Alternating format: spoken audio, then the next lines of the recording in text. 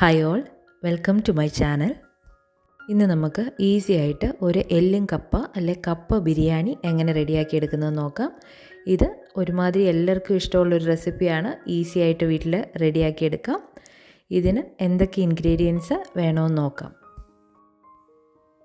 അപ്പോൾ ഞാൻ ഇതിന് കപ്പ ഒരു 2 കിലോ, എല്ലുള്ള ബീഫ് 1.5 കിലോ, സവോള, ചെറിയുള്ളി, പച്ചമുളക്, തക്കാളി, പിന്നെ ബീഫ് കറി വെക്കാനായിട്ടുള്ള മുളക് പൊടി, മല്ലിപ്പൊടി, മഞ്ഞൾപ്പൊടി, കുരുമുളക് പൊടി, ഗരം മസാല, ഇറച്ചി മസാല ഇതെല്ലാം എടുത്തിട്ടുണ്ട്. ആദ്യം നമുക്ക് കപ്പയിലേക്ക് ഒരു 1/4 ടീസ്പൂൺ മഞ്ഞൾപ്പൊടിയും ആവശ്യത്തിന് ഉപ്പും ഇട്ട് ഒന്ന് വേവിക്കാനായിട്ട് വെക്കണം.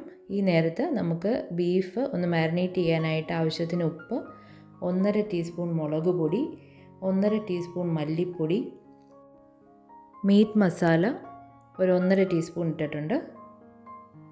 പിന്നെ ഗരം മസാല 1 ടീസ്പൂൺ, പിന്നെ ഒരു സവോള ചെറുതായിട്ട് അരിഞ്ഞതും 1 ടീസ്പൂൺ വിനാഗിരിയും കൂടി ചേർത്ത് ഇതൊന്ന് മിക്സ് ചെയ്യുന്നുണ്ട്. ഇതിലേക്ക് ഞാൻ ഒരു പച്ചമുളകും ഒരു തണ്ട് കരിയാപ്പിലയും കൂടി ചേർത്ത് നന്നായിട്ട് മിക്സ് ചെയ്ത് ഒരു 30 മിനിറ്റോളം വെച്ച ശേഷം ഇത് ഞാൻ കുക്കറിൽ കുക്ക് ചെയ്തെടുക്കുന്നുണ്ട്.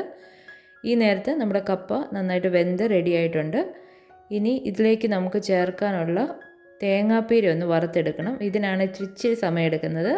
ബാക്കിയൊക്കെ നമുക്ക് സ്പീഡ് ചെയ്യാവുന്നതേ ഉള്ളൂ. അപ്പോൾ ഞാൻ തേങ്ങാപ്പീര ഒരു ചെറിയ ബ്രൗൺ കളറൊക്കെ ആകുമ്പോഴത്തേനും അതിലേക്ക് ഞാൻ ഒരു തണ്ട് കരിയാപ്പിലയും കൂടി ഇട്ട് കൊടുത്തിട്ടുണ്ട്. അത് വറുത്ത് റെഡി ആയിട്ടുണ്ട്. ഇനി നമുക്ക് ബീഫിലിടാനുള്ള മസാല റെഡിയാക്കാനായിട്ട് ഒരു പാനിലേക്ക് ഞാനൊരു 2 ടീസ്പൂണോളം ഓയിൽ ഒഴിച്ചു കൊടുത്തിട്ടുണ്ട്. കടുകിട്ട് അത് പൊട്ടുമ്പോഴത്തേനും നമുക്ക് അരിഞ്ഞു വെച്ചിരിക്കുന്ന സവോള ഏകദേശം 2 സവോളയോളം ചേർത്തിട്ടുണ്ട്. പിന്നെ ചെറിയുള്ളി ഒരു 8-10 എണ്ണം ഇട്ടിട്ടുണ്ട്. ഗ്രീൻ ചില്ലി ഒരെണ്ണം. ഇതെല്ലാം കൂടി ഇട്ട് ഉപ്പും കൂടി ചേർത്ത് നമ്മളതൊന്ന് ചെറുതായിട്ട് വഴറ്റി കൊടുക്കുന്നുണ്ട്. ഇതിലേക്ക് ഒരു തണ്ട് കരിയാപ്പില ഇട്ട് കൊടുക്കുന്നുണ്ട്. പിന്നെ 2 ടേബിൾ സ്പൂണോളം ഇഞ്ചി, പച്ചമുളക്, വെളുത്തുള്ളി ഇത് ചതച്ചത് ചേർത്ത് കൊടുത്തിട്ടുണ്ട്. 1.5 ടീസ്പൂൺ കാശ്മീരി ചില്ലി പൗഡർ, മല്ലിപ്പൊടി ഒരു 1.5 ടീസ്പൂണും, പെരിഞ്ജീരകം ചതച്ചത് ഒരു ടീസ്പൂണോളവും ഇട്ട് കൊടുത്തിട്ടുണ്ട്. ഇതിലേക്ക് പെപ്പർ പൗഡർ 1 ടീസ്പൂൺ,